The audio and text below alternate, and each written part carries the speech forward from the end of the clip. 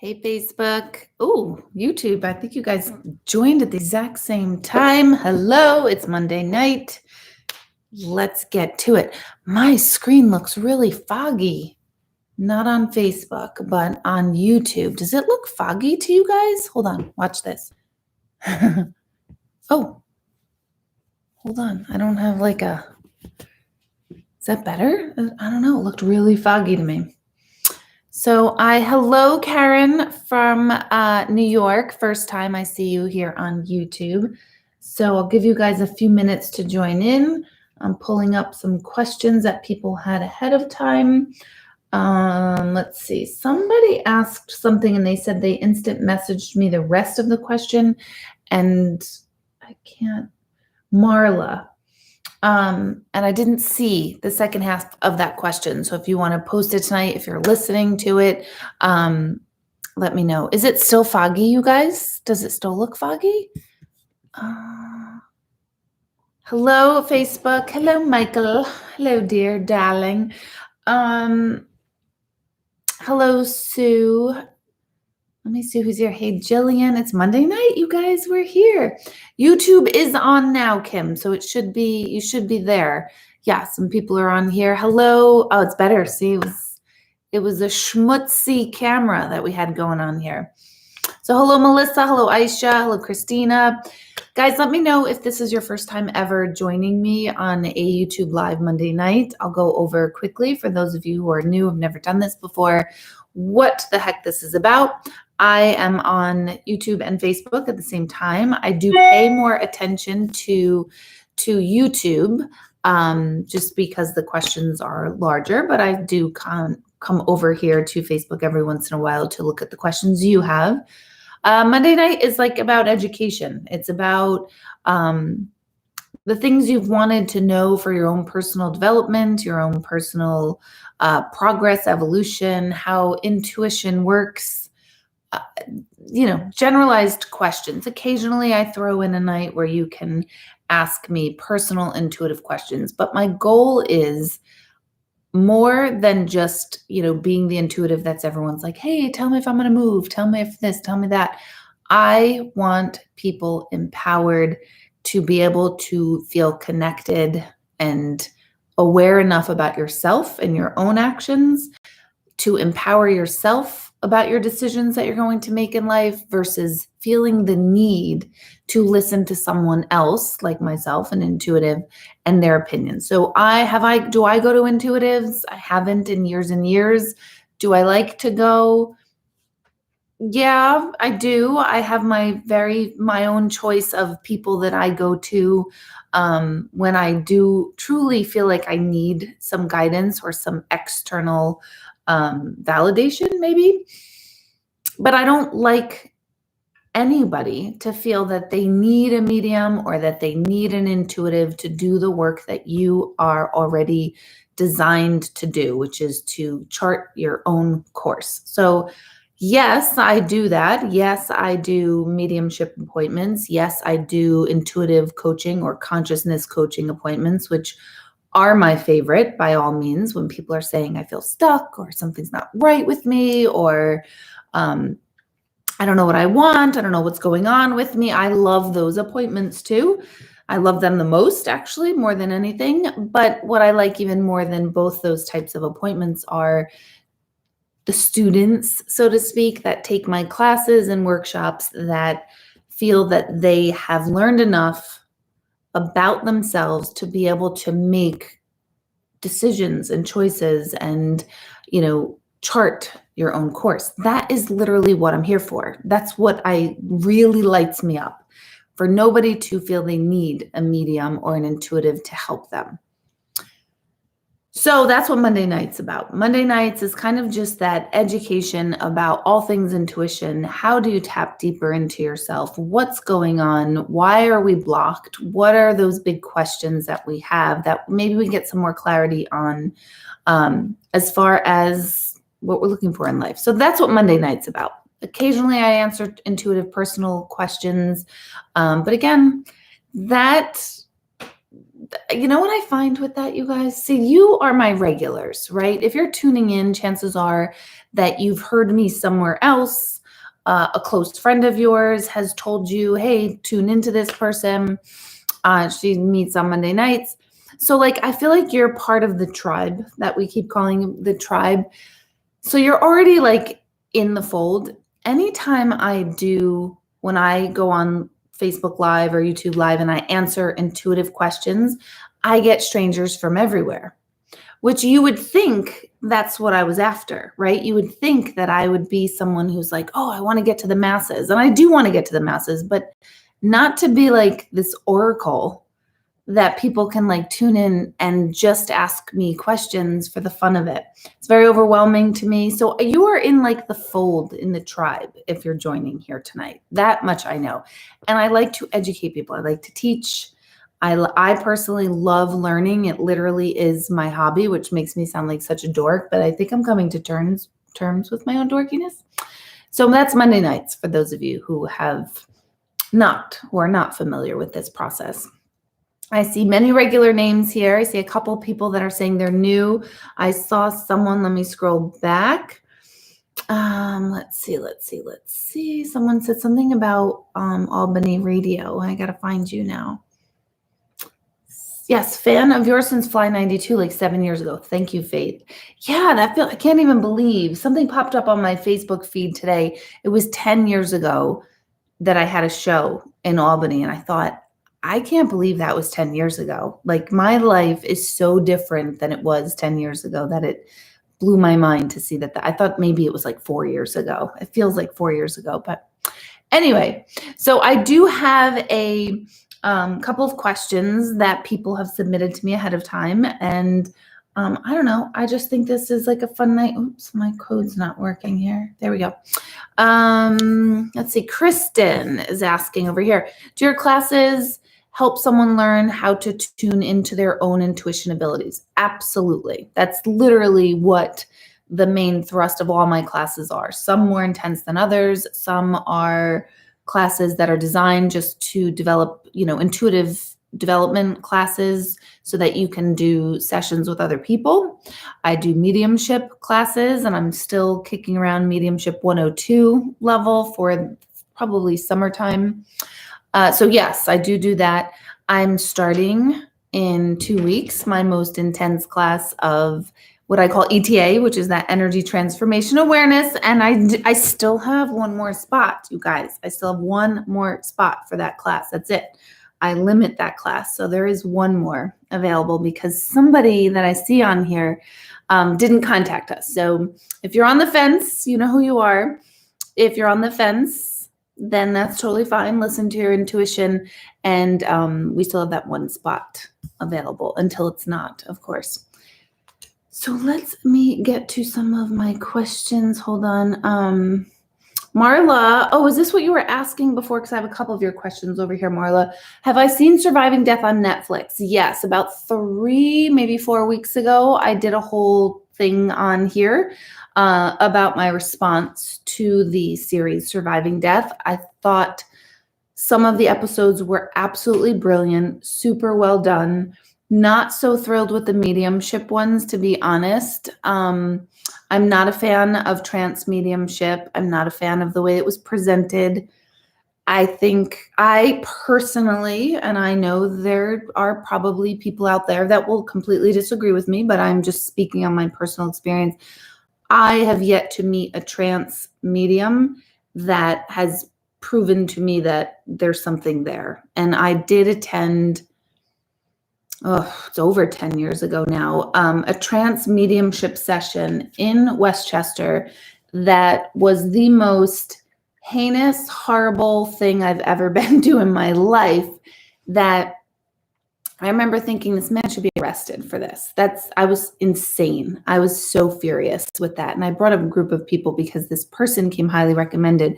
I wish I could remember his name. I don't, because I'd out him, because I would say it was such garbage and so scary. So that is my one big experience with trance mediumship. I've met a few, but I personally haven't had a trance mediumship experience that I felt was like, holy crap, this is amazing. That doesn't mean that they're not out there. I'm just saying I don't know them. So that part of that show I didn't like. I love the section on reincarnation. I love the section on near-death experiences.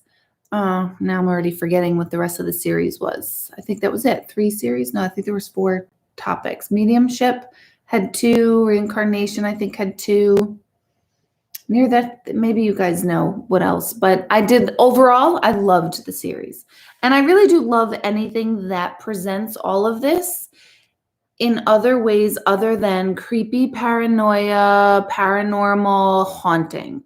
If that's what people are into, I'm not your gal for that. I'm not going to subscribe to haunted, evil energy. I'm not going to talk about possessions. I'm not going to talk about like, oh, we went to a haunted house and there was a ghost and it knocked 3 times and it was really pissed off. I think that's hokey. I get annoyed with it because it ruins the entire spiritual experience of what I do and my purpose.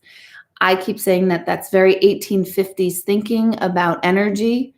My goal is to update people on energy and how it works and get us out of the 1850s with this whole paranormal, in my mind, paranormal crap. And I know people will say, oh my God, what the heck? I have a very strong opinion with paranormal shows, paranormal investigators, mediums that subscribe to paranormal activity. That's not my jam at all. Why? Because that is 1850s education. It is 2021. Our science has been updated. We understand quantum physics. We understand energy. We understand consciousness.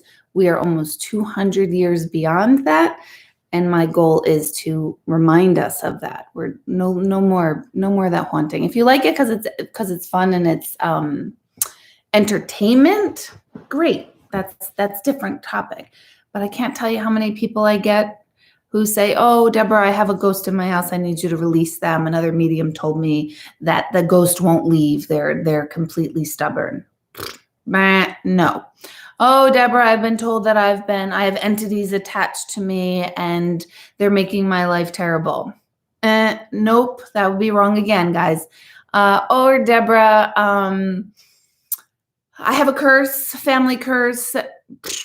Nope, I'll tell you, no. So if anyone tunes in and wants that kind of education, I'll save you time. I'm not your girl for that. What do I do like? I like science, neurobiology, physics, consciousness, meditation. All of that is the same, different branches of the same thing. And it's all about energy. It's all about being and behaving and consciousness and psychology and why humans do what we do and why we remember things that we remember and why we connect to things and why we don't connect to things. And in that, to me, there is such a deep spirituality in and of all that science. That's my thing. So that's what Monday nights is all about, you guys. And most of you probably know that. Okay, hello, Kiki. Is there a difference in time when you see signs from a loved one who has passed with sudden death versus prolonged decline? I felt my mom more immediately. She was sudden. I haven't heard from Dad yet. Super question. Awesome question. It's different for every death. It totally is. It's different. So it's not necessarily sudden death versus prolonged death. In my opinion, it has many different things attached to why we might feel someone versus why we won't. Part of that reason might be the personality of the person who has passed. If they were very quiet, shy, not big talkers, not kind of loud personalities here, they're going to be more quiet. Their signs and their ways of connection are going to be more or less subtle, I should say. So kind of think about the person as you knew them to be. Don't think in terms of like, oh, they were big skeptics versus they were big believers. It's more their personality. Was their personality gentle? Was their personality quiet? Was their personality unassuming? If so, were they private? If so, it's probably going to be, they're probably going to be felt, and I put that in air quotes, felt less and less often. That doesn't mean they're not around. It just means their energy isn't like all pervading. Similarly, if they were very loud, boisterous, big personalities, their energy will be presented as a big personality energy. So that's one reason why it might be different. Sometimes with sudden death, we are just completely so shaken that we are kind of knocked off our own psychological core. And when we're knocked off our psychological core, we're actually more apt to see, feel, and hear and have those connections. So it would make sense to me that sudden death, we would have more signs. But again, it's not like a hard and fast rule. So don't take away from this question and my answer, oh yeah, if someone dies suddenly, you'll feel them right away, because it might not happen. So it really varies. It varies on who it is. It varies if you're the mom of a child that passed. I tend to find that mothers in particular, parents in general, feel their kids least, have the least amount of dreams with their kids. So it's such a big, huge question. Great one. I don't think we've had that one before. But it really does depend. But never, ever mistake not feeling someone around you as them not being around you, or not being okay, or not wanting to connect, or anything. Don't interpret it as anything other than, this is different. This passing and this crossing over to you, the living, is different. It's not different to, like in this case, your dad. It's not different for him than it was for your mom, the crossing over itself. It's different for you, your experience. That's a great question. Let's see. Let me just get to some of these questions I had posted beforehand. Marla wrote, after all the readings you've done through the years with so many spirits that have passed, do you have a good idea or able to describe what happens after we die and what it's like? Do the spirits describe what it's like where they are? That's a good question. Yes, that's why I liked the surviving death topic on near-death experiences, because a lot of it does match from what I've been shown or heard about for 20 years now. I also love the author Anita Morgani. It's Moorjani. She wrote, I think, 2 books. Her latest one, I believe, was called Dying to Be Me. And her account of what crossing over was like is also very close to what I hear daily, literally daily. So the crossing over experience is not what we hear.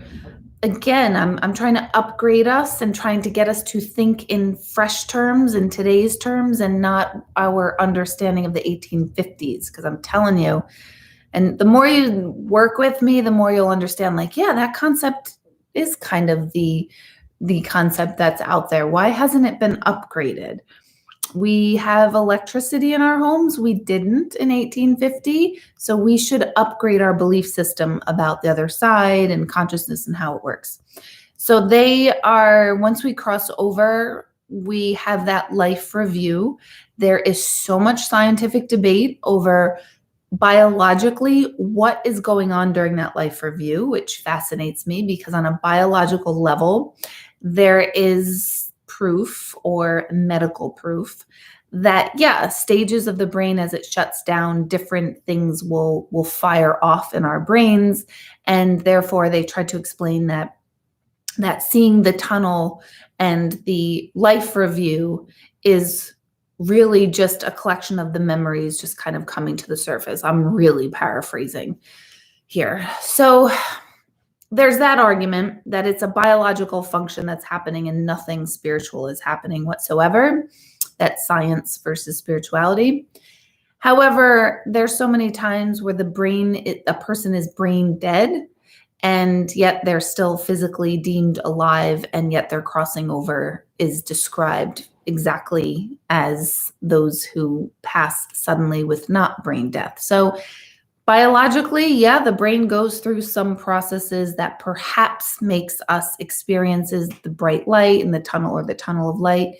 But that seems to be fairly universal, this light, this tunnel, and this light review, this life review, being able to go back and through your life.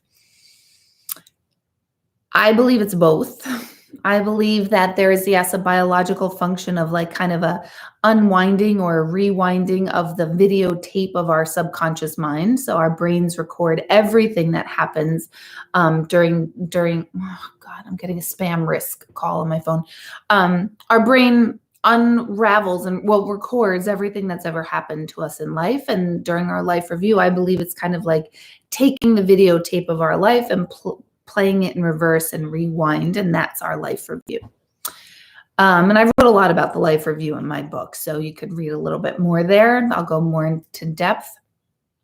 Then there is this final understanding that we have never been a separate identity. We have not, like, yes, I'm Deborah, and all of you know me right now to be Deborah, and that is true. I am Deborah, but I'm also a reflection of your own consciousness and awareness.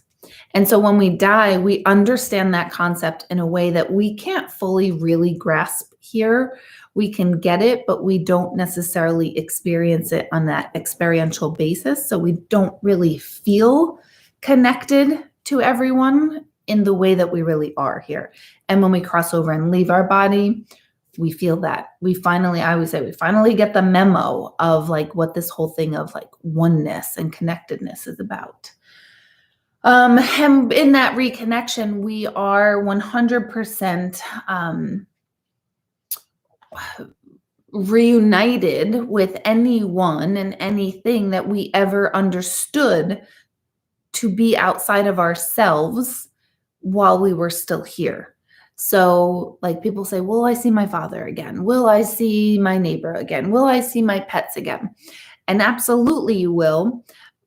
But it's not in a way where you're like walking in through the pearly gates. And this is kind of the concept we have in our heads because it's what we were taught most likely, at 5, 6, 7, 8 years old. It's not that. It's not like we're going to walk over the hill and be like, oh my God, there's my dad. That would take eyes to be able to see them. And this is where people either love this concept or hate it because people don't like, what do you mean I'm not going to have a body? But we don't have a body. That only comes in the physical world. But when we cross over, we're leaving the body. We're leaving the sensory experience. We don't need eyes, nose, mouth, all of our 5 senses. So when we go cross over, we don't have eyes. So how can we see whoever it is we want to reunite with? We know who's there, who's who, what's what isn't me, what is me, and really more accurately that everything is me. So the energy formerly known as dad or the energy formerly known as neighbor or pet or whatever will be known to you, but it's not a visual experience because that's human. Vision is human. So a lot of times people want it to be, and we do often describe things as, yes, you will see your dad again, because sometimes that's all a person needs to understand. But please know that it's greater than a visual experience of I'm seeing my dad or seeing whoever it is you want to connect with. It's a reconnection to all connections everywhere, a reconnecting to self and truth with a capital T. So it's bigger than just what you think. And some people hate this. Some people literally, and you might be listening, and I want you to kind of go inside yourself and ask yourself ooh, how do I feel about that? Because how you feel about the other side in these concepts will impact how you live your life in the physical. And if we get these higher concepts on these higher levels versus these very kind of elementary levels of, yes, you're going to see your dad again and you're going to be in his arms again. That's one level. It's not bad and it's not totally inaccurate, but it's not the full picture. So I want you to kind of expand your awareness around all reality. The way reality is presented is basically through your eyes and your experience right now. Expand that like a trillion-fold. I couldn't put into words what that reconnection with those you love, but everybody throughout all of time. I can't put that into words of what that will feel like. It's much bigger, much more intense than what you can even fathom and what you could be told. Does that make sense? I find myself saying, does that make sense all the time? And really, I guess what I'm meaning, does that make sense, is, do I leave you with any more questions with that? Like, yeah, it makes sense, but what does that answer spark off inside of you?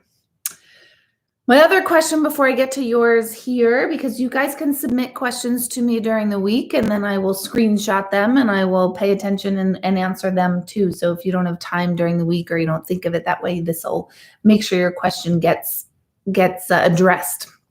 But my friend Martha writes, too many people are so negative and downright mean and nasty. Studies show this, as well as drug abuse, alcohol abuse on the rise, also crimes and suicide attempts. How do the weak survive? So much death, news reports are dreadful, cannot live in a bubble, but it's becoming overwhelming. Even getting a vaccine is a whole rigmarole. We are surrounded by negative energy. Suggestions for opening a window to positivity, please.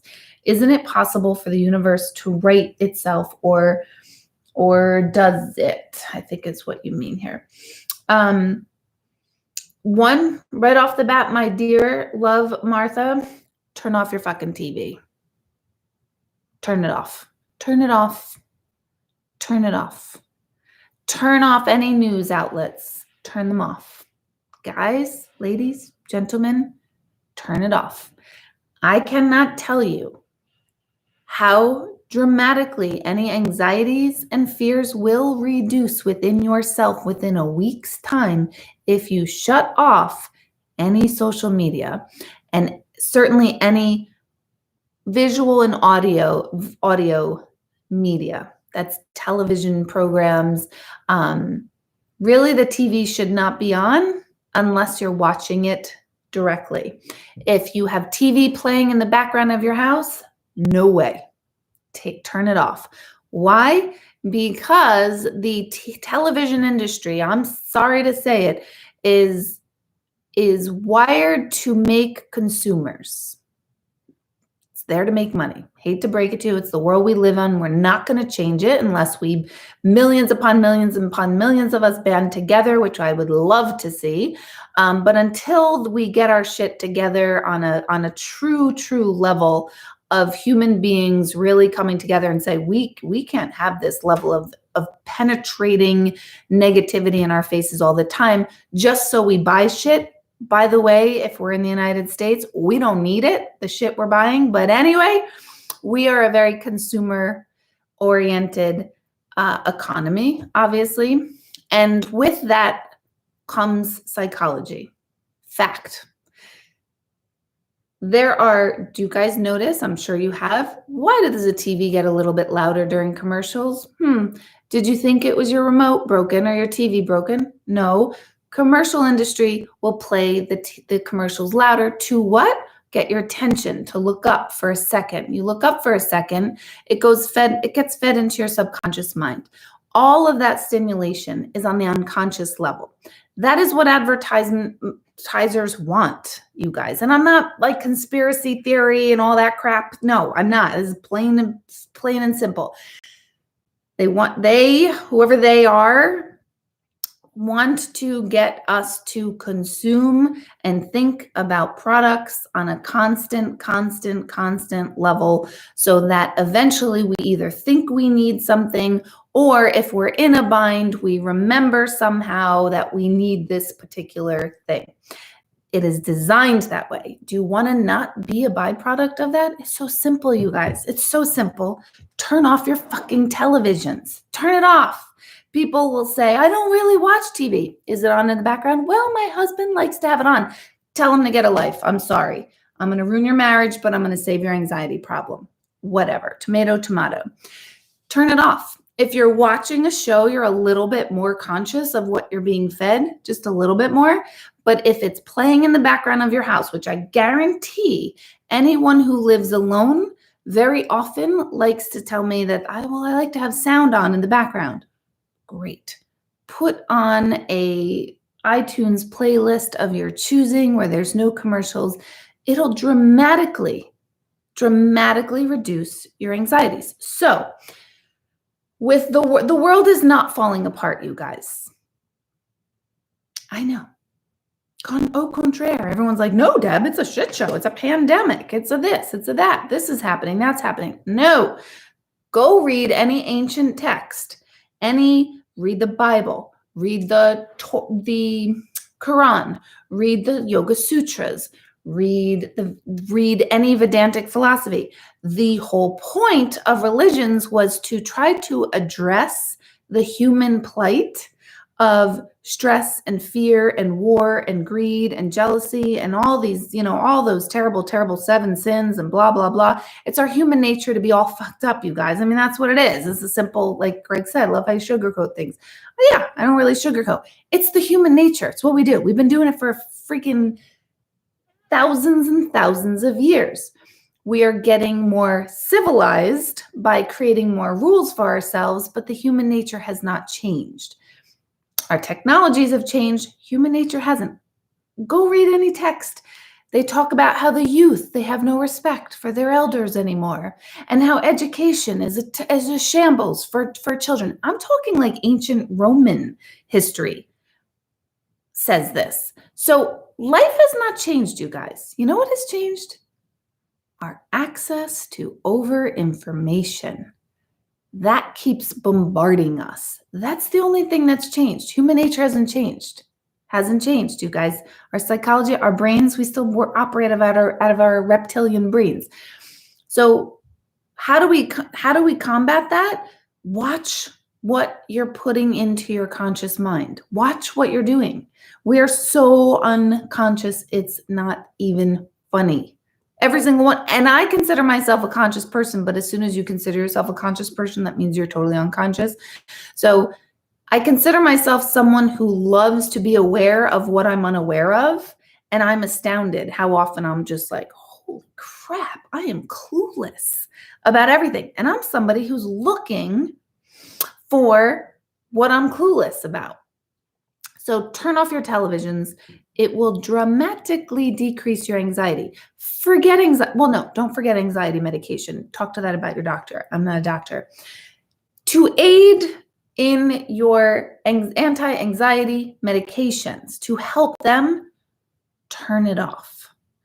Guarantee you are addicted to media, addicted to news, addicted to stimulation. We're all getting worse and worse with that, myself included, big time. Always having the phone, freaking TikTok, even though my TikTok feed is really funny, it's still going, it's still external, just noise. It's still not stillness. So please, you guys, if you feel the world is falling apart, nobody cares, humans suck, everyone's shitty, everyone lies, go pick up the Torah. Go pick up basically any Roman early philosophical book about human nature. That's what they're talking about. It's not new. Our access to information is new, and our lack of community, the lack of the tribe, that's broken down. So no. And if the whole world sucks, guess what? We're the world. We suck. That's something else. I love when everyone projects like, oh my God, nobody cares anymore. Well, how much do you care? How much have you been caring?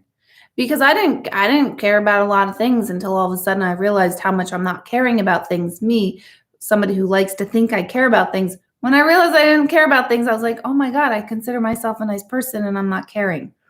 I'm not being advocate for the underdog on certain things. So let us all stop pointing fingers on how much the world sucks. Let's stop doing that, you guys. That didn't work for millennia. Hasn't worked. Go inward. Where do you suck? Find your inner suck. Address your inner asshole brain. Why do I say that? Because we're all like, I'm developing and I'm spiritual. And I'm like, yeah, but you just, don't give a shit about your neighbor's kid who's suffering. So, yeah, you're super competitive. You cheated on somebody. Look inward, you guys. Look inward. Look inward, look inward, look inward, look inward. Get away from the TV. Get away from the media. Have I made my point clear? I know I'm talking a lot to the, like, what do they say? I'm preaching to the choir type of thing, but not really. We all have to be aware. Be aware of our own shit. It's powerful. You own your shit. You're like, oh my God, holy crap, I was the idiot there. Oh my God. I keep, slaying these words. I think I told this story before. I think I did. It's a simple story of unawareness. And I want you guys to catch yourselves being jerks. Catch yourself being a judgmental. And if for anyone that has a visceral response, like, I'm never judgmental, you're the one I'm talking to.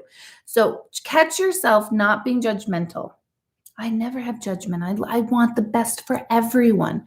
Then pay attention even harder, because it's human nature to make judgments and you're unaware of it.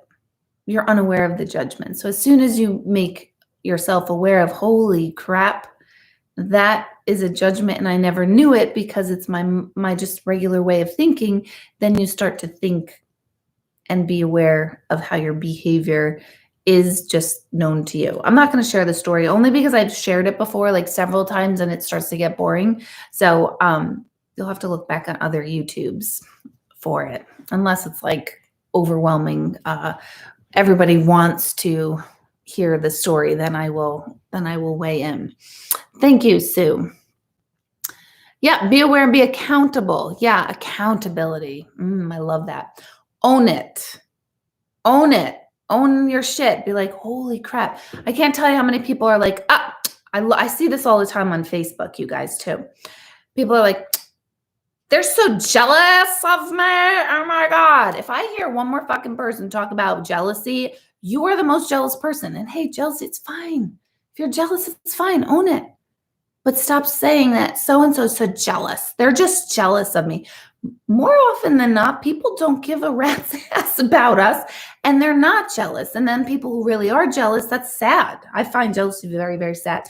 So, just watch your words. Watch what you're saying. Well, people are so envious of me. Why? Do you fly? Did you learn how to fly? Did you learn how to get invisible? Like, what is there to be really jealous about anybody else on this planet? Like, for total real. We're all going to die. There's a happy Monday quote for you guys. We're all going to die. We're all in the same boat. We're all human. We all go through hard things. We all have our people, and then we have people we don't like. We all have that. We all have had situations that life has gone drastically unfair. We all have moments of lack of control. We're all the freaking same. And so why don't we just stop trying to act otherwise and stop with these slaying. They're just so jealous. Oh my God, I hate that one. That's a big pet peeve to me. That they're just jealous. Of what? I don't have wings. I don't know how to fly. I'd be jealous if somebody knew how to time travel. I don't even think I'd be jealous then. I'd be like, shut up. How'd you do that? That's so freaking cool. Tell me about it. So you guys hear me? Do you guys own your own shit, the accountability. You don't have to tell anyone. Trust me, when you guys have a one-on-one appointment, I'm talking about this shit. You guys know. I'm like, yeah, so tell me about this. No, Deborah, I love so-and-so. And I'm like, yeah, right. No, let's talk about the truth. I like truth. I like honesty. What you feel is real, and I like truth and honesty. If someone said, oh, I have this really weird feeling of I want to kill some people and I'm worried I'm going to do it, I have more respect for that person than the person that tells me they're so spiritual, because I want honesty. Does that make me messed up? Maybe I'm a sociopath. Who knows? I don't think so. I haven't killed anyone yet. I can't say that I won't. I don't know. Give me a moment in traffic where someone's driving slow and I might. I don't know. I hope not. Anyway, let's see. Let's see. Sydney, hello. Do you remember talking about parallels happening simultaneous last week? The question has been on my mind all week. If these multiple parallels are happening at the same time, then is it possible to run into ourselves? Is this deja vu? Would this be when we thought we saw something? Fantastic question, Sydney. So I have all week have been thinking of a way to present this whole concept of everything in time is happening at once, right? I've been trying to come up with a good analogy that's original to myself versus go reading it in a book and then trying to spit that out, which I have read this in books a 1,000 times, but integrating it through my own language to be able to talk about it is a different thing. So the closest thing I came to something that kind of talking about this, Sydney, the closest thing I came to helping people kind of understand the concept of time happening all at once is as simple as these broadcasts. Some of you are watching this live right now as I'm saying it, 9:13 on Monday night Eastern Standard Time. And it's happening right now, and we are in the present right now. But some of you will be watching this after the fact, after the live broadcast. But it's still live to that person when they're watching it. It's now. It's there now. So this was a good example of say 100 of you are watching tonight, which is kind of close. 100 of you are experiencing this reality, this moment right here, right now. My words as I'm saying them are happening right now. Say 500 people watch this after the fact. This moment is the now for 500 other people at different nows, depending on when they watch it. So this moment is happening already in the future because I know 500 people will watch it later. It's happening in the now. And for you in the now, stay with me. As soon as it's done, it's your past. We already watched it. Does that explain that? So that's kind of how time itself works, is that everything is relative to the now that you are choosing to experience. And we so happen to right now, as I'm saying these words live, are tuning in live. But whoever's listening later will hear me say that, and this will be their live then. Does that help?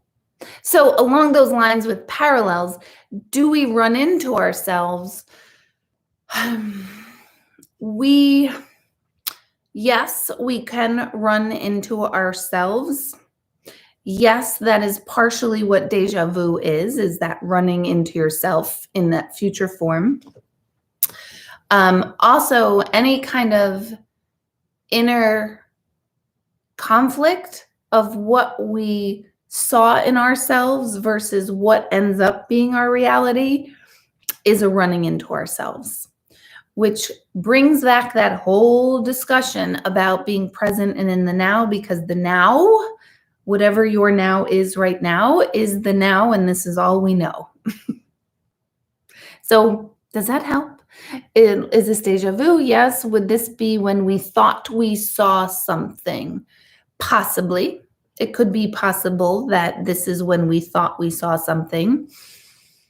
That could also be misguided truth of who we are and our actions. So sometimes some people will say to me, I always saw myself married with children, and how come I'm 49 years old and I'm single with no children? I always saw myself with kids. What went wrong?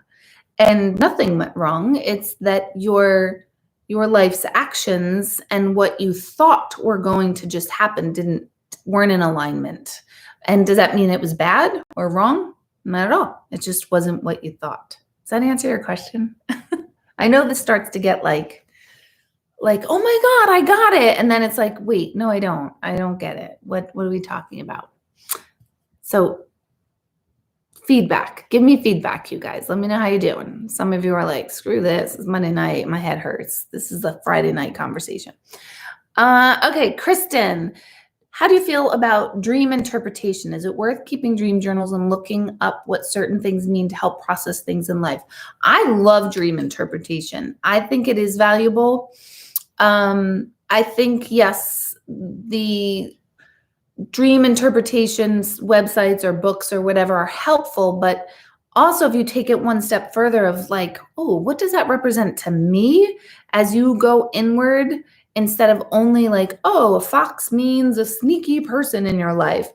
That might be what the websites will say fox represent, and that might be true, that might be accurate, but go deeper into that, go into your own interpretations. But I love dream interpretation. I'm not a dream analyst. I don't actually really remember many of my own dreams, but I am pretty good at interpreting other people's dreams for the most part. I did read that the dreams we dream are actually pertaining to something that happened the day of the dream or the day before. So that to me has helped me understand why I have the dreams that I happen to remember. I'm like, oh my gosh, that popped up in that, that show we watched, or oh my God, that came from the conversation I overheard the kids having. So sometimes it's really just very regular reasons. And other times it's like, whoa, that was deep. Holy crap. I also took a deep dream interpretation class at Omega with Kevin Tedeschi. He's the president of the Edgar Cayce Foundation in Virginia Beach. He talked about being able to ask an intuitive question to your dreams. And I took this course, and I wasn't really considering myself someone who remembered dreams, had dreams, needed to go to my dreams for intuitive guidance. But after this class, holy crap, I started practicing. I haven't done it in a long time, years, but you write a question out before you go to bed. You hold that question in your hand. And for some reason that did help me versus when I just asked the question. So even though part of me is like, I don't need to write it down because I get like intuitively lazy, it does help. Little tidbit there. So you write the question down, you read it a few times, several times until you keep it like kind of in your mind, and hold the question in your hand. He says, put it underneath your pillow, under your bed. I did that. I think that's just kind of ritual part, but I did that. And one of my questions that I did this with at the time was, where should I have my next retreat? This is years ago. And I woke up and I remembered my dream, and I was like, yeah, that totally didn't answer that question at all. So I'm like, all right. And they say to keep coming back to the question until it's answered. But it kind of just annoyed me. Like, I was hoping my dream would be like, oh, you're in Jamaica. And you're like, oh my God, my retreat should be in Jamaica. Didn't happen that way.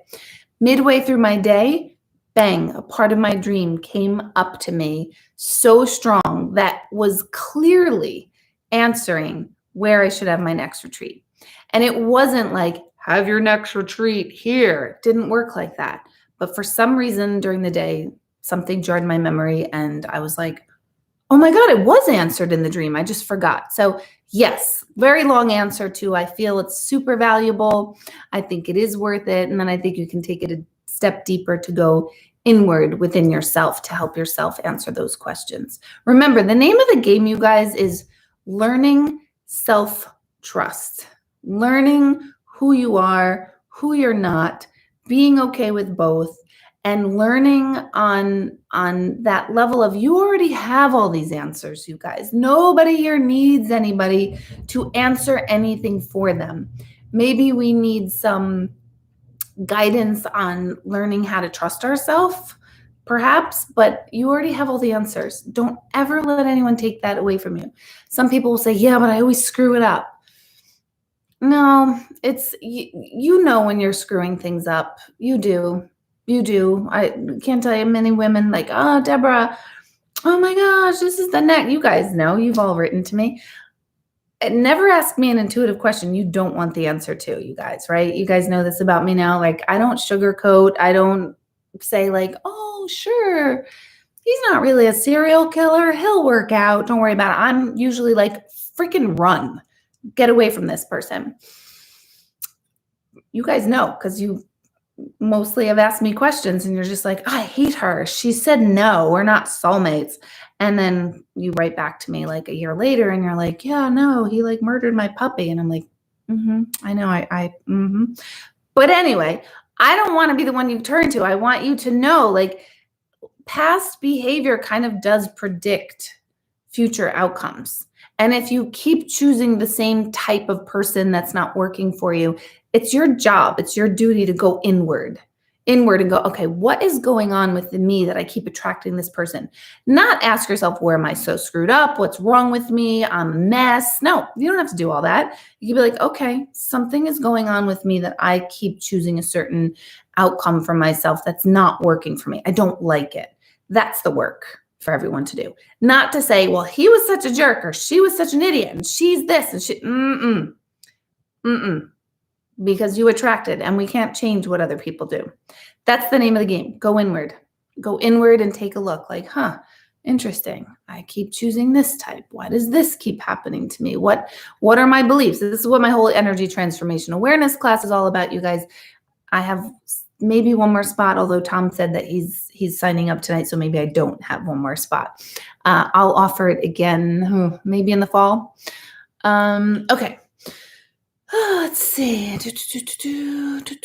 Wanda is saying she doesn't feel her son, which is super, super common, but dad feels him more. Totally common, you guys. For moms, I'm telling you, moms hardly ever have dreams of their kids, or it's much more rare than anyone else. Maria, how are you, my friend? Have any of those who passed over ever say they miss their earthly lives? Never. Never, ever. Never heard of. Why? Sometimes that bothers people. People get really upset when they say, like, how come they don't miss me and how come they don't miss it here? We don't miss stress, limitation, lack of expansion, being under pressure. That's what being human feels like. It doesn't feel that way all the time, but if you think about it, our energy, this ginormous energy is housed in my body right now. So it's got to squeeze into every space it possibly can to get in this body. As soon as it leaves the body, it's bigger than the universe itself. All of that energy is like squeezed into this body. So, I mean, is this literal? Not quite, but so there's tension when it comes, there's density. Let's call it density instead of even tension. When we leave the body, all of that is gone. And not only is the tension, the density, the gravity of life, not only is that gone, but they're finally completely connected to everything and everyone, which includes the physical here. So they don't miss us. They're not disconnected from us. In fact, they're more connected. They literally are you. They get to experience everything you're experiencing.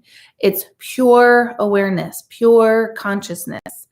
And we pull them into our awareness and consciousness by us kind of bringing them along, so to speak. So no, they're not, you guys are not going to miss this. No one's going to be like, oh, God, I loved traffic. Loved it. Loved paying bills. Loved making my bed. So if we're not going to miss it when we pass, truly, we should just really try to be like, yeah, why am I getting all tangled up over these things? Like, let me enjoy it as much as we possibly can. And as much as I know better, I don't always do better. And I'm always like, traffic, this is crazy. I get caught up in being human too. We all do. But I know better. I know better that this world is stupid. This is dumb. This is like silly for anyone to get all stressed out about. This is our time to just like really be like, all right, who am I? What do I enjoy doing? What can I do to the best of my life circumstances in this moment? Because what I'd really love to do, you guys, after getting a PhD, in like neurobiology, no, neuropsychology. Sorry, I don't want biology. No. I would actually love to move to like Africa and do the Peace Corps and like help build towns for children and build a school and be a school teacher in the middle of like a desert in Africa. I would love that. I would freaking love that. Why? Because it's like, what am I going to aspire for a lot of shit to like buy more shit? I don't need more shit. It's not it. It's not it. So I just like to like do cool things and learn cool things and impart cool things. And then it'll be my day to go. And then I'll be like, well, that was cool. And I get to go. So it's like simple. It's simple. It's simplifying. So no, they don't miss it here, you guys. They don't miss it. Have I seen Life to Afterlife? I Died. Now what? On Netflix. I have not. I have to look at this one, Karen. They pretty much say the same things about what happens when you cross over. I've got to look it up. So Life to Afterlife. I Died. Now what? I got to remember that. I'm sure my family will help me remember that. Oops, I skipped through. Hold on. What the heck just happened? Okay. Can I spell? Oh, my foot just fell asleep. Can you spell that author's name and the name of the book again? Yep. Anita Morgani, Moorjane, Jani, no E in your spelling. And it's Dying to Be Me. She's got a great book. Okay. Hello, Diana. I'm sorry I'm late. Sorry, question. Since we have free will and our loved ones and spirit guides can see our future, do they know what we're going to do? Yep, they do. They know everything. They know everything that's coming. And they can intercede and intercept on the things that are to be, or not to be, actually. The things that we shouldn't happen to us, they will kind of redirect us. Or they will could have a hand in redirecting us. So if we're not supposed to pass and yet we find ourselves on a highway and in moments our car is going to get into an accident, they will find a way, along with your own consciousness and soul, it will all kind of co-create to not make sure that you're not where you're not supposed to be. So it goes both ways. Do you believe that when we reincarnate, we can reincarnate in other worlds? Well, yes, for sure. But reincarnation, because if there's no such thing as time, then there's really no such thing as reincarnation. I know. I knew I was gonna get myself in trouble with you guys tonight, because it's like, wait, stop. We were just fine with the time thing, and now what do you mean? So all of that is also happening at this time. So it's our consciousness and our awareness of what isn't necessarily accepted as truth and fact to ourselves now. So do I believe there are other worlds? Absolutely. It's a ginormous universe. I do believe there is consciousness everywhere in the universe. Do I believe like aliens, like little green men? No. I do have this one thought. What's the guy's name that created Star Wars? George Lucas? I think George Lucas, here's a little thought, sidebar, you guys. I think George Lucas, and even though he came up with this whole concept of Star Wars and this super idea, I actually think that idea came from an awareness of or glimpse into another world where all that he described did happen. I know you guys are hanging up on me. I know you guys are like, oh man, she was fun. It was fun while it lasted, but now she's totally hit the crazy meter. I don't blame you. It's fine. You can hang up now. But I think that his inspiration is actually coming from some kind of consciousness of that world somewhere else. Or he created the world by his thoughts, and that world is existing somewhere at this moment. Do you guys hate me now? Or are you guys like, wait, what? What? Life was so simple when we just like, we wake up, we eat, we shit, and we die. I know. It's so simple to think like that, but I don't. I know, you guys. It's Monday. It's Monday and it's February and we're getting snow tonight. So I'm trying to stay focused on what makes me happy. Okay. See, Helen said, I stopped watching the news while taking ETA last spring and I feel 1,000% less anxious. Thank you, Helen. Thank you. Thank you. You want an anti-anxiety drug. I'm telling you guys, turn off TV, turn off media, detox from social media, get off of Facebook. Not right now though, you guys, but yeah, do that. Get rid of all these plugged in. Read your news. Don't listen to your news because there's an auditory thing that happens when we hear news. We're not necessarily processing it. And if you ever notice, every newscaster has that scary voice thing going on. Pay attention to it. It's that I'm informing you of something really terrible and it's just about hangnails, but you could die from it. And this will, news at 11. It's terrifying, their voices. No one's like, listen, everything's going to be fine. You're good. They don't have a soothing voice. Pay attention to newscasters' voice. It's terrible.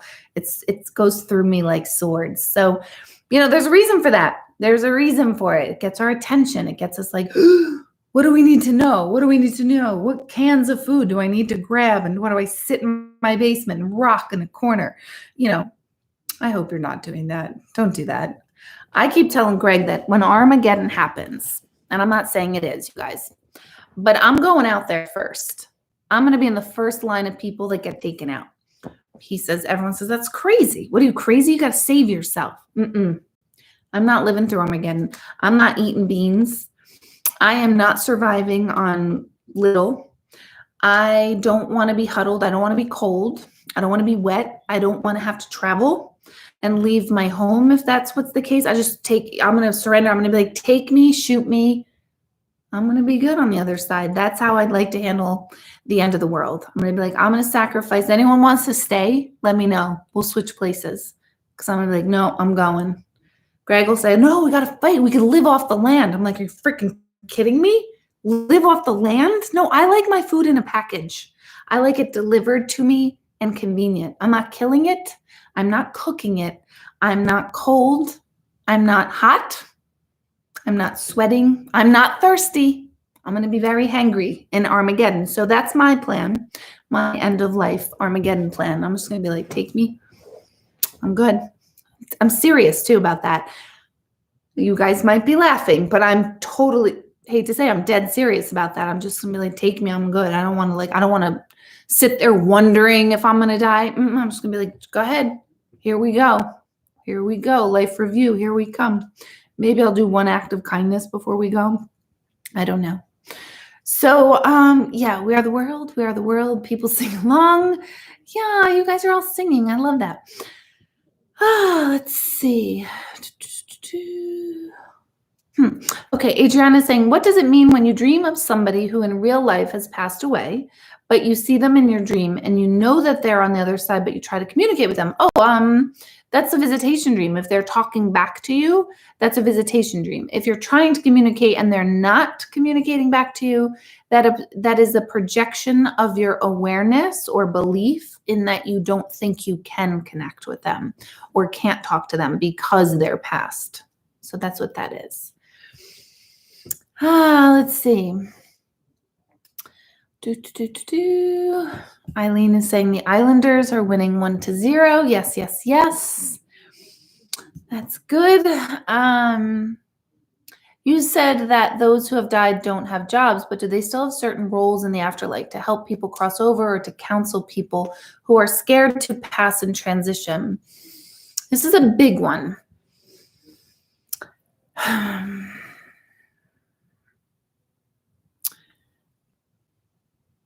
Yes, but no. That's not really a good answer. Again, jobs, roles, titles, abilities, those are human concepts. Trying to think of those are things that manifest in our human world. When it comes to energy, things just are. So do people need help crossing over? Nope. I have heard through the years people saying like they help people, like if someone took their lives, they are someone that helps people who also take their lives. So I've heard this come through many times, but it's not a literal like, oh my God, he got the gold star this week because he's now the head helper of those who commit suicide. It's more an awareness of, even this description is going to make it sound so literal.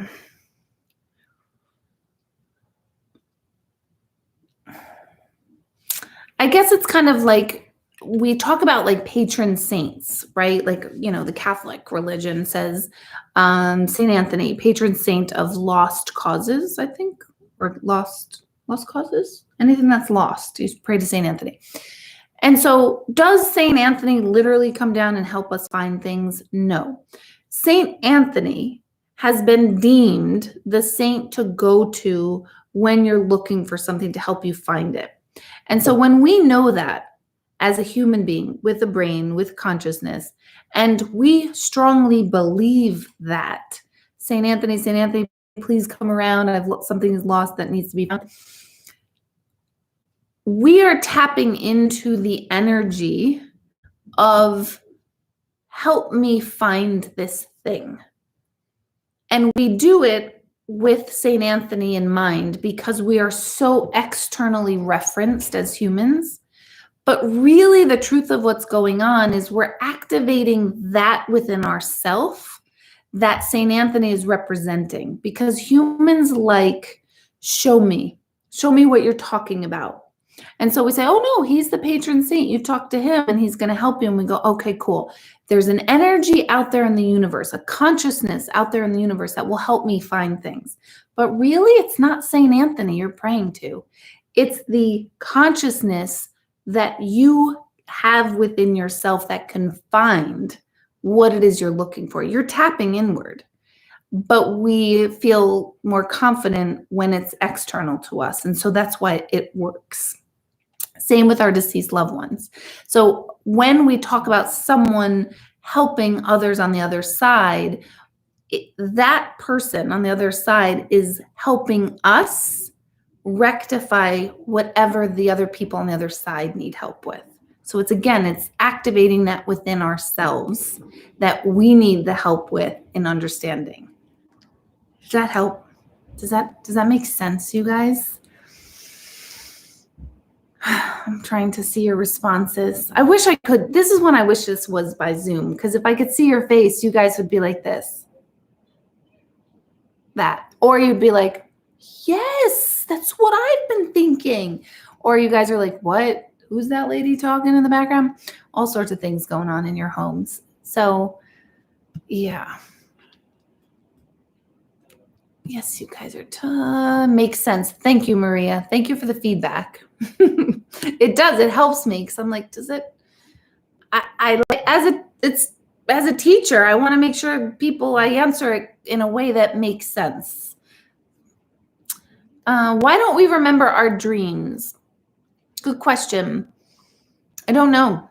I don't know that one. I mean, there's so many, it depends on what you eat before in bed. And, there's so many different rules and theories. I have seen, it's certainly just one of many theories or something to just observe. Maybe it's true for you, maybe it's not. But I have seen that a lot of people who are big skeptics into the afterlife in particular tend to get more visitation dreams than those who believe.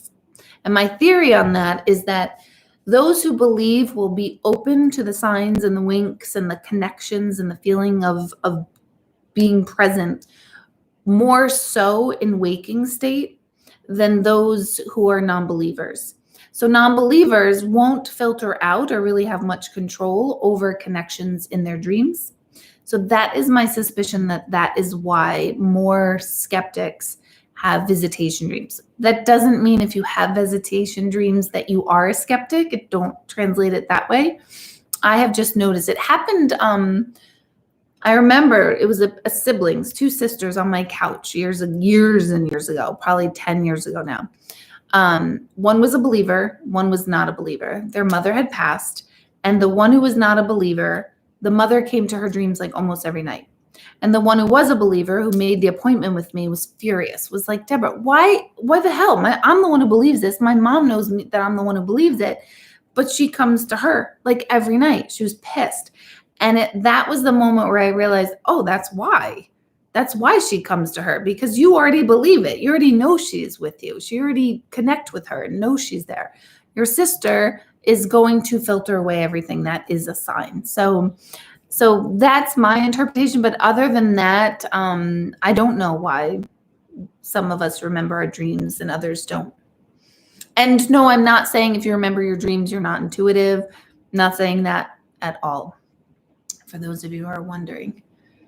How do we stay in the now? My mind is constantly on the run 24/7. I created a quick 30-minute class on this, a little discussion. I'm sitting right here in this chair during that class. It's on my Teachable, deborahhanlon.teachable.com. It's totally free. I made this because it's so important that you guys get this, that you take the class. You sign up, deborahhanlon.teachable.com. And then it'll say enroll in the school, and it's the online school, the online center for being, knowing, doing. And you know what? I don't know how to move the class up to the top, and I wish I did, but I don't. So I have several classes on my school. So scroll to the bottom, you will see Being in the Now. It's totally free. Click on that. There's also a free meditation class on there too. Click on that. It's 30 minutes, maybe 35 if you do the exercise that I have in there, to help you get the concept of why being in the now is important, what it means, what it doesn't mean, and how to just slowly work on it, because it isn't something, well, it is something that's available to us in the moment. Like any moment we could all of a sudden become present. But I even learned what being present isn't what we think being present is. I know I used to think being present was like, God, this is amazing. I'm so one with the now right now, and everything is fine and wonderful. That's not what it's like for me anyway. But I used to literally think that's what it was. Like, I'm seeing everything differently, and feels like it's like an acid trip in Alice in Wonderland is what I thought it would be. But it's not that. It's like, oh, I'm right here right now. The traffic of my brain isn't going on. Just talking to you guys on YouTube. I hear my son taking a shower. I heard my dog barking a few moments ago outside. I'm aware of these things. My mind traveled to them, but I came back. I came back to this moment right here, right now. So it takes practice. It's a meditative practice in and of itself of being present, but it's super important. So deborahhanlon.teachable.com. It's free, you guys. You enroll for the school. I'll send out I haven't sent out a video email in like a month, so I'm not going to like bombard you with like bullshit messages and emails. I know I hate all that too. So I don't go crazy with that stuff. I put it up there so you guys can get a little more deeper into being in the now. And it's 30 minutes. You can pause it, do it on your own time. There's the exercise in there that you can do, or you could just listen to it. Maybe you don't have the patience to do the exercise. I encourage you to, but I typically don't have patience. I'm always like, yeah, I got it. And then I realize, oh no, I didn't get it. I better do the exercise. So I get you. So check that out, deborahhanlon.teachable.com. Enroll if you haven't enrolled already. And there's a free meditation experience class to take in there. And then there is the Being in the Now. It's all the way at the bottom. So scroll. Okay. Let's see. I hate that having your own opinion or looking for questioning something means you're a conspiracy theorist. It drives me crazy.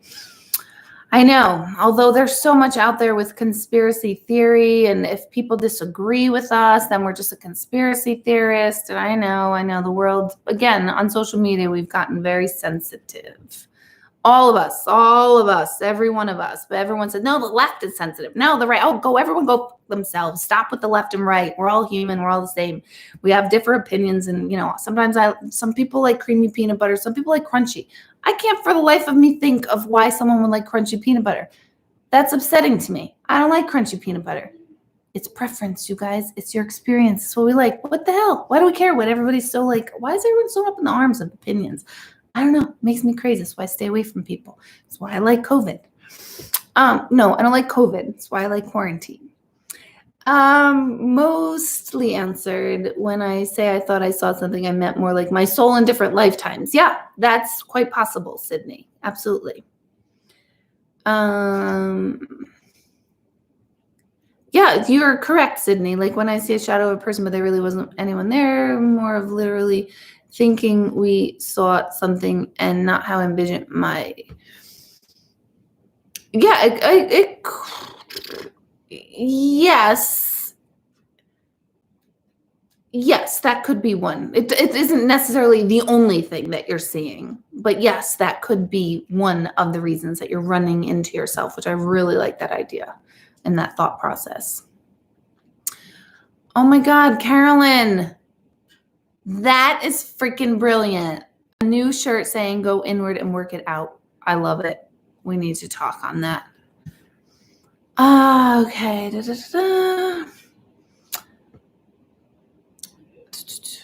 I believe I just want to go back to the times we were living in, but that's how we got here. Heads in the sand. So true. We all do want to go back, but my God, you guys, and I know I'm preaching to the choir right here. We want to go back to the worlds we were living in. But if we go back to that world completely unchanged and not learned anything, then we deserve Armageddon. I'm sorry, I'm collectively saying it, myself included. What's working? What didn't work? What did you like? What do you not like? Where do you feel unheard? Where's your voice quiet? Where do you need to be louder? What really matters to you?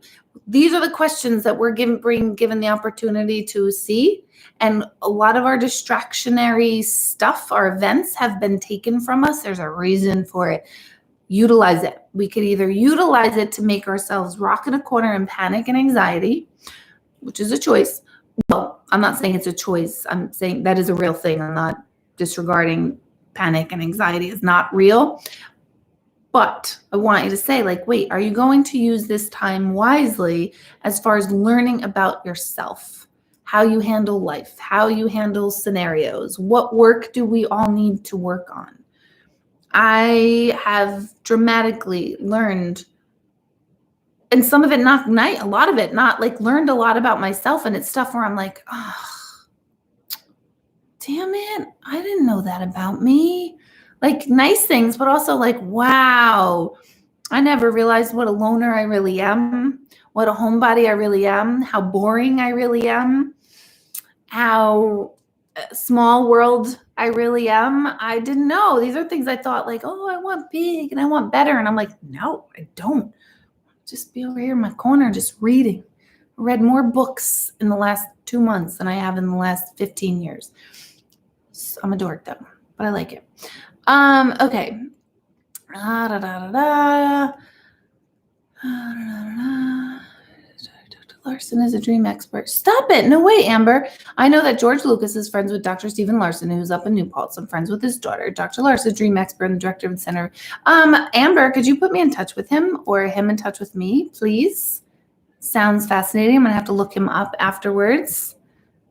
I freaking love it. Center for Symbolic Studies. I got to look it up. Oh my gosh. Okay. Knowing what is waiting on the other side and how beautiful it is, why would anyone want to stick around here? I ask myself that all the time, where I'm like, seriously? Like, what the heck? One, I do. I think I talked about that last night in meditation, my meditation group. On one hand, it makes me think like, oh, then I really should just kind of work things out here and like really just be myself here because I'm only here for a finite amount of time anyway. So on one hand, knowing what the other side is like helps me settle into like, stop taking this all so seriously and relax and try to find joy and love and peace literally within myself in each moment And I don't always succeed at that at all. Ask my family. And then the other part of me is I'm here for my children, for Greg, for Eileen listening. They need me here. So I don't want to not be here because I'm needed here right now. So there's that too. But I agree. Sometimes there's been many times in my life where I'm like, Seacrest out. Like, what the hell? What is this stupid? This is dumb. But it does help. We should really just breathe lighter, stop taking everything so seriously. Go after your dreams as much as you possibly can in any given moment. I was thinking of that today, actually, that I now have a 16 and almost 18-year-old and almost 20-year-old. And how dramatically different my life is from 10 years ago. 10 years ago, I was newly divorced mom, totally overwhelmed, working 24/7, trying to keep it together, having a brutal family fallout, not knowing, like, just feeling incredibly betrayed by people who were once very close to me. Life was super awful back then. Like, and I knew it, but I didn't know it. And today I was thinking, like, I have time to think. I have time to sit and have my coffee. I have time to, after I'm done with readings, like, I could breathe. I could tell my kids, like, oh, give me a minute. I just need a minute. And by a minute, I mean like 5 hours. But so a lot of times I like to think of, like, it changes. So if it's really crappy right now for you, whatever's going on, because someone's dying around you, because you're the caregiver, because you have young children, because you're lost, because you don't know what you want, it changes. I promise you, it changes. Just keep going inward. Keep the inward search for as much as you can. If you can only get 5 minutes a week to work on yourself, take those 5 minutes. Because 10 years ago, I did not have that. And it changes. Life gets so much easier in so many ways. So what your life is right now isn't the way your life is always going to be. So remember that, which brings you back to the present. What is right now bringing to me? What's working right now for me? What's not working right now? Where am I totally wrong? Where am I pissed off? I was so angry all the time. So angry. Like, oh my God, my best friend and I, we used to laugh over our rage. I'd be like, I don't know, I'm just so fucking angry all the time. I'm angry at this and angry at that and sweating and pissed and tense. My life was hard. My life was impossible. But we just do it. We wake up and we do it, and we don't really talk about it, and we don't get to express. And now look at today. Today, I don't have that. I'm really not angry. I mean, I have moments. I was furious with the snow last week. I'm not going to levitate. I'm no Mother Teresa. I have no idea, no desire to be. But it changes. So whatever is going on in your day right now is not the way it's going to be. Remember that. Maybe they feel desire to do more on earth before they die. People who pass, maybe they feel desire to do more. Or is that maybe that's the second part of the question from before. Let me just see. Why would anyone to stick around? Maybe, yeah, sometimes, like, I've got more work to do. I know I have more work to do. I don't know what my work here is. Well, I do. I know what I like to do. But I don't know what I'm here for a lot of the time. And I don't care. I just want to just do my thing. I don't have this deep search for purpose like I used to. Oh my God. I think I told you guys that story about, I one time called into Mary O. She's a psychic. She used to have a Sirius satellite radio show. And my kids were sleeping in the car in the back. I was still married. And they were little, like they were taking a nap in the car. So 1 and 3. And I think the other one was in kindergarten. And I was in the Newburgh Mall parking lot in front of Bon-Ton. I'll never forget this, when it was Bon-Ton. I don't know what it is now. And I was dialing in. I just needed to get to Mario. Tell me my life secrets. Tell me what the hell is going to happen to me. And I finally got through. I was so excited. It was like I was dialing like the oracle, right? Like, oh my God, she's going to tell me my answers and everything's going to be okay. And I asked her, I said, I'm a mom of 3 boys and they're very healthy. And I don't feel purpose. I don't feel like I have any purpose at all. Do you know what her response was to me? Deborah, you're scaring me. You're getting me very scared. And I was like, I didn't say I was jumping off a cliff. I might have wanted to, but I didn't say it. And you're scaring me. And I was like, I'm just looking for a teeny bit of purpose. I don't know. Go tell me to do a random act of kindness. I would have been like all over it. No, I scared Mary O. So I never called her back. I never called her back. I don't know where she is now, but I never called Mary O back. So I was like, you know what? Don't worry, Mary O. Don't be scared from me. So Mary O, I'm fine, just in case you totally don't remember that, but I do.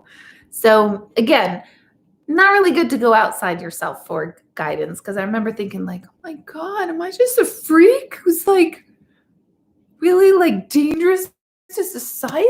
I'm scaring you because I'm asking what my purpose is. I kind of think that's what people ask about, but whatever.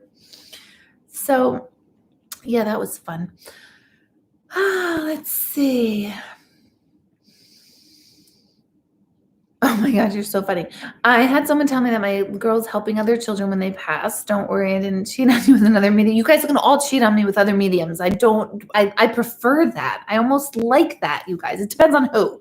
If you guys are going to crazy people, then I get worried for you. But if you're going to good people with good reputations, please do it. I don't believe in competition. I don't believe in that, I can deliver a message in my way and you'll need to hear it from me. And someone else will deliver a message in their way and you'll need to hear it from them. So I don't believe in competition. I just want sane mediums. That's all I ask that you guys go to. Sane mediums, meaning like, don't, if they say they're stuck on the other side or they're suffering or not well or happy, no, don't go to them. Sorry if you're listening. So no, I don't worry about that. But another medium's actually a mother of another teen that passed. So yeah, it kind of goes back to, it's not literal, Jen. It's not literal like she's got the clipboard and like, okay, I'm going to help the kids. It's more of that consciousness and awareness. And it's also kind of like her passing is helping other kids here passing, knowing that she's passed and okay. So that in and of itself is helping other kids here. How are we doing, you guys? Let's see, hold on.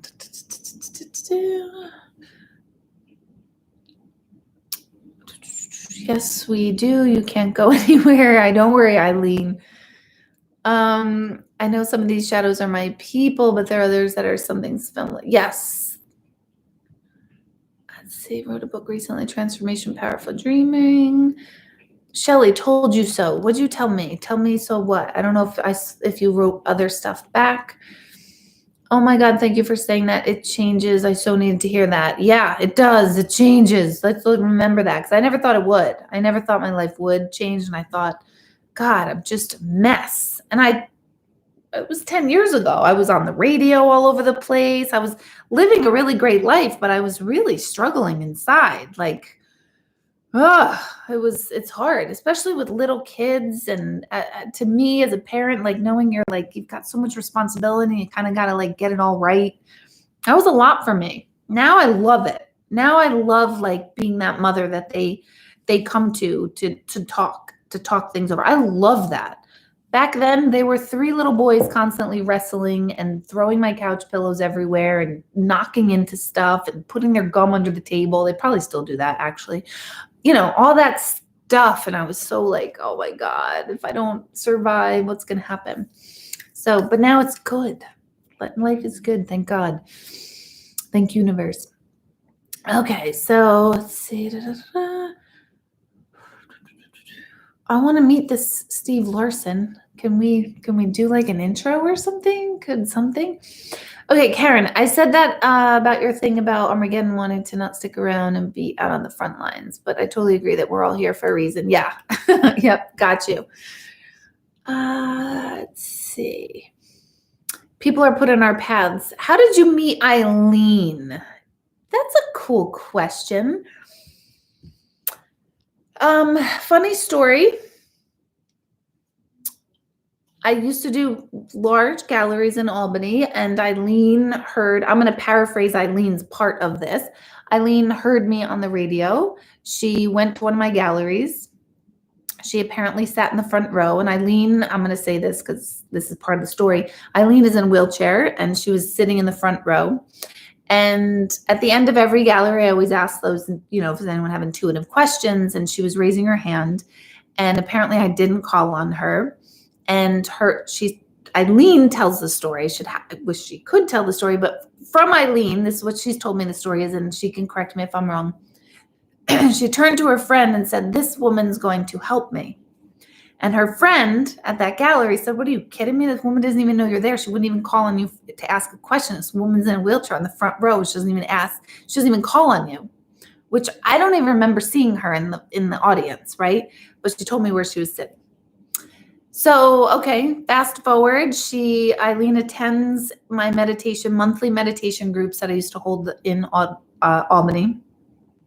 And those meditation groups would sometimes get to be 75 people big. Like they were big meditation because I only went once a month. And Eileen was there. I see this woman, she rolls in. I don't know anything about that gallery or anything. I don't know anything. And she sat for the gallery. And I know that I could tell this part of the story because Eileen and I have talked about this openly in front of other places. Otherwise, I wouldn't disclose stuff that Eileen doesn't want me to disclose. And my first meditation with her, a lot of times in meditation, people cry, like a lot, because we're digging up a lot. Those times we did a lot of meeting our loved ones on the other side. And I remember Eileen was sitting in the room and sobbing. And I remember feeling so good for this woman, this stranger who clearly had a lot of shit going on, as we all do, but she was sobbing and sobbing and sobbing. And all I kept thinking is, I'm so happy this woman got here. I'm so happy she got here. I'm so happy she's having this release. She's getting this release. And she started coming to meditation over and over and over. And when did that change? Oh, yeah. She asked if for years, she would attend meditation. And then she asked if I would be a speaker at the Cerebral Palsy yearly, meeting, their yearly conference in Washington, D.C. And I was going to do readings, like a gallery type setting readings. And I was going to talk about meditation and wellness and going inward with the people. So it was a whole weekend in Washington. One of the most amazing, fun weekends of my life was that weekend. I was terrified to go because I thought to myself, what possibly could I tell people who are some severely disabled, unable to speak without computers, unable to walk, unable to communicate in ways that I'm used to communicating with people, meaning just verbally. And I kept thinking, they're going to think I'm an asshole. Like, what is this woman coming through to tell us? Oh, sure, meditate. Sure, that's working for you, sweetheart. You have your faculties, your full function of your legs that you can move. So I was panicked, thinking, I don't think I should do this. I'm not the right person for this. What if I don't relate? What if they're going to think I'm an asshole? It was the greatest week in my life. I met people and I can't even put it into words. And after that weekend, Eileen and I spoke very regularly. And now we're like family. I literally think she's my family. So that's 11 years now, 10 years? I don't even know how many years. So that is how Eileen and I met. That's the real abridged version. But that's a very sweet question, Maria. I love that you asked that. Let's see. Bonton is apparently about to become a slot casino. Saw an article. I did too. I find that to be severely disturbing, but whatever. My voice, my Mario voice. That's her voice. I'm telling you. Just look up Mario Psychic. This is what she talks like. It's ridiculous. With a little bit more of a rasp. Let's Let's see. Okay, I know Shar, right? I have a connection with her through Terry Donovan, the DJ on the radio. He's a good friend. She's been around for a long time. I don't know Shar. Oh, Shar Margolis probably is what you're probably who you're referring to. I do like her. I do actually like her, if that's the one you're talking about. All right, I haven't looked over here on Facebook, you guys. I'm sorry. Oh my God, you guys probably all left me. Oh my gosh, Patty, I don't know if you're still on here, Patty, but I just buried my husband with his guitar. Now I guess it just rots in the ground, laughing my ass off. If it feels better for anyone to leave something with your loved one, if you feel like you want that to go with them, then put it with them. If you feel like they would want you to and you don't want to, more often than not, they want you to keep it. So if you feel really good about leaving whatever with them, do it. If you're on the fence, I would, unless they specified otherwise, I would hold on to things that you guys want, although they're never connected to their things. Let's see. The feeling, Heidi is writing, the feeling of losing part of your soul with a loved one that passed. Is this not just a feeling, but an actual occurrence? Absolutely. Great question. Yeah, when someone dies in the physical, our physical relationship with them also dies. They die, but our physical connection relationship with them dies. So a part of you dies because a part of your experience dies, which collectively the globe is experiencing massive loss of life as we knew it. So the life we used to have and totally take for granted, all of us are experiencing loss, death, grief. Things have changed. The life that I knew, a part of us has died because we can't operate in the way that we have for so long, for our entire existence. We don't know any other way. So a part of us has died. So on a global level, collectively, we are experiencing major loss and grief. Now, metaphysical medicine, I talked about this in the very beginning of the pandemic. In metaphysical medicine, the lungs are the organ that processes grief. So it's very common that after you experience a profound death of someone or profound loss of anything in your life, job, partner, identity, you will tend to get sensitive lung issues.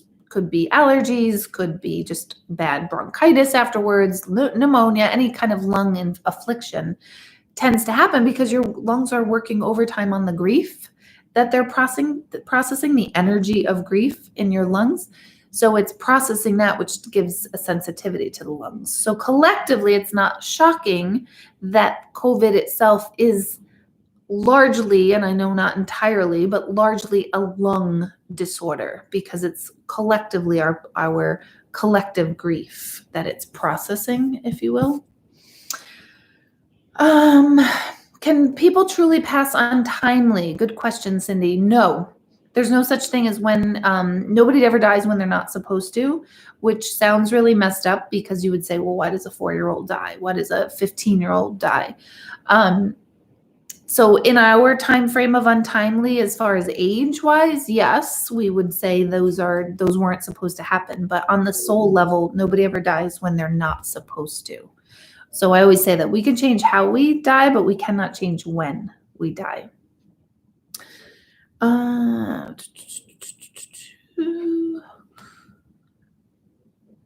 Sharon said, I'll join you on the front line. I'm not a survivor. Take me. Yeah, I'm not. I'm not eating. I'm not like cooking squirrel. I'm not going to be starving. I know it's my one chance to be super skinny, Armageddon. And I don't want it. I don't want it. No. I'm out. I am out. Stephanie, I say novenas to saints and I always tell people it works, but really I thought recently that I was talking myself into what I needed. Yeah, but you're activating that part within yourself. So we did talk about that, but you're activating that part within yourself that consciousness within yourself, all saints, sages, gods, goddesses. That's what they're talking about. Like in the Hindu religion, everything has a god or goddess, a god of destruction, a goddess of abundance. There's, you name it, an aspect in life is there's a god or goddess that is in charge of that aspect. And that arose from the human consciousness needing something outside ourselves to understand the concept of what's within us. So gods, goddesses, angels, saints, sages, who else is there out there?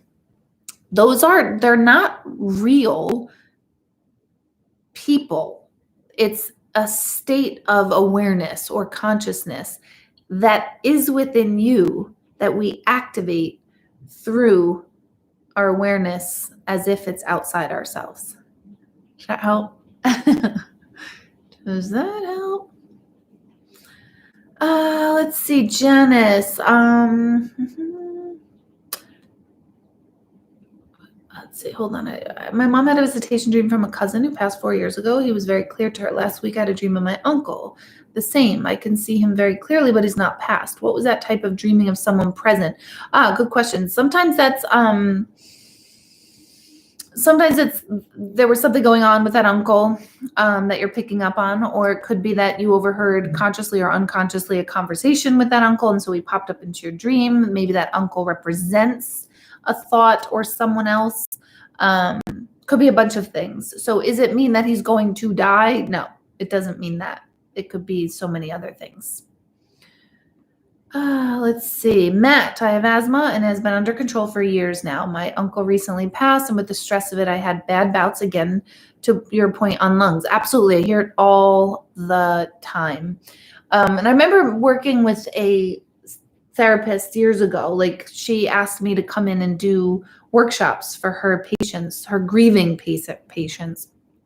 And I mentioned that to her group that, after loss, it's not uncommon to feel and to have major lung issues. And one of the women was like, oh my God. And her husband had passed. And since he'd passed, she has had this undiagnosed lung issue that had been a serious problem. And both she and the therapist were like, this makes sense. So it's super cool to see how metaphysical medicine relates to our emotional state.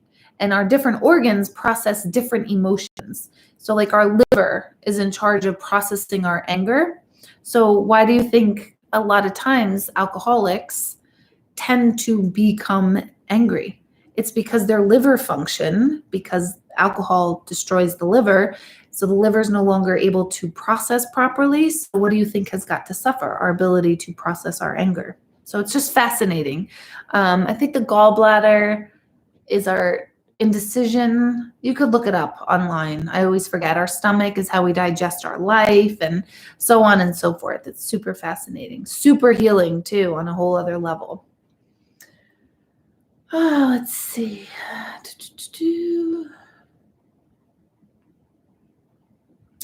Okay, you've helped me so much in the past. I am so thankful for what you have done, and now I think my sister-in-law needs you. When and how do you suggest that to someone? Share your experience, and I wouldn't say you need Deborah, you need to see this person.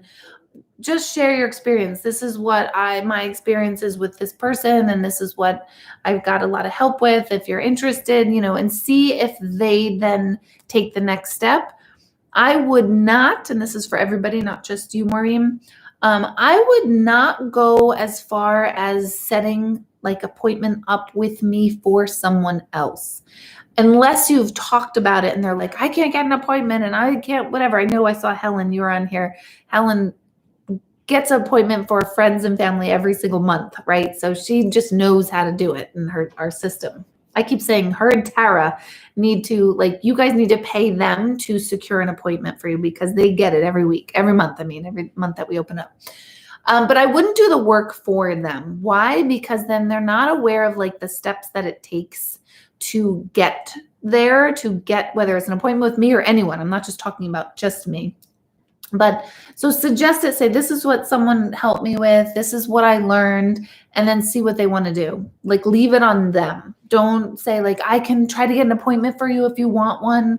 You got to let them kind of come to it on, I believe, you got to let them come to it on their own. Tell them about these things Monday nights. Maybe I don't resonate. Shockingly, you guys, some people hate me. Some people, I remember I heard,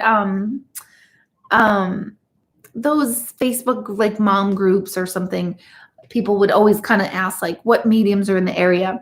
And someone wrote, Deborah, you guys see Deborah Hanlon. I was tagged in it. So my attention was drawn to that post. And then someone else underneath wrote, oh, I hate her. She's so full of herself. And I thought, bitch. No, I'm just kidding. So I'm like, oh my God, when did she think I was so full of myself? So to each their own. Maybe I said something that rubbed her the wrong way. But my point is have them do their own investigation after that and see if I resonate. Maybe I don't. Maybe they hate that I curse. Shockingly, people hate that. I know. And then I wouldn't be the one for them. So plant the seed and then let them kind of do the rest of the work. Let's see. Okay, what would you recommend I do on a daily or semi-daily basis to try and get more in tune with my mom and family who passed? Matt, I would just continue to thank them for showing up. Thank them for saying, thank them for being here. Thank you for the sign. Thank you for the wink. I would incorporate stillness in your day, meditation in your day, but not a meditation for the sole purpose of connecting. So not like sitting still to say, okay, mom, come to me. Okay, so-and-so, uncle, so-and-so, come to me. Just learn stillness, because with stillness comes inspiration, comes insight. And that's the skills that need to be strengthened in order to make connection. Because a lot of times our logical mind, also called our asshole brain, will filter out the inspiration, the insight, the connection, the intuition that comes through from them. So stillness, I would really practice stillness. And thank you for coming through. Thank you for showing up. Thank you for letting me know you're here. That sort of thing. Let's see. Oh, cool. There's actually an explanation of the organs and how they all connect to feelings in the Netflix documentary called Emotion. I love that. I need to look that up. For those of you on YouTube, capital E dash motion. I always talk about how emotions are just energy in motion. That's what emotion is. And a lot of times, like, we think emotions are good or bad, right? Happy is good and sad is bad, or joy is good and angry is bad. But that's a human concept of judgment and duality and all this other stuff. Really, the energy of anger is just the energy of anger. It's just anger, just the way anger manifests and moves. And when we understand it, it's just anger. It doesn't have to be good or bad. And energy of happy. It doesn't need to be like this elated, joyous thing. It's just the energy of happy. That's it. It's when we start telling our stories about our emotions. I'm happy because XYZ happened, or I'm angry because XYZ happened. That's when things start going out of whack. So that's what my energy class is about. We talk about all this stuff on meditation Sundays, you guys. So for those of you, I know I talk about it every single week. I will talk about it every single week for the rest of my life, because if you guys want a smaller next level step on this whole journey of personal intuition going inward, try a meditation class. Just sign up for one. It's $15. They're Sunday nights, 7:30 p.m. Eastern time. They're recorded, so if you can't make it live, then just watch it another time. So those are Sundays. I have no other classes other than energy transformation awareness coming up. Tom said he's going to sign up. I don't know if he did or not. So it's either Tom, who was the last one to join, or we have one more spot available for that. So I think that's it. It's late night. We've been talking for a while. I thank you all so much every week for tuning into this, sticking around. I'm always amazed that you guys actually stay here for it. So I'm always appreciative of it. Send me your messages or your questions ahead of time. Don't forget to do that. You can post it on Facebook, and then I will screenshot it and hopefully address it that following week. And tell your friends, tell your family, tag my page. I would like, to get my exposure out there because I want to teach. I want to teach because when I teach, people get empowered and start feeling better, and they start going inward, and you start doing the work, and then the world changes. So that is my goal. That is why I love to do this. So as long as people are willing to listen to it, then I have purpose. So I appreciate that. See you next Monday night. Hopefully I see you Sunday. And don't forget to download my free class, deborahhanlon.teachable.com. Scroll to the very bottom and you will see Being in the Now. It's free. So try that. So see you next week. Thank you guys so much. Thank you. Thank you, Noreen. Thank you guys. I always forget how to find the end to YouTube. So have a good night, everyone. See you next Monday. Hey, Facebook.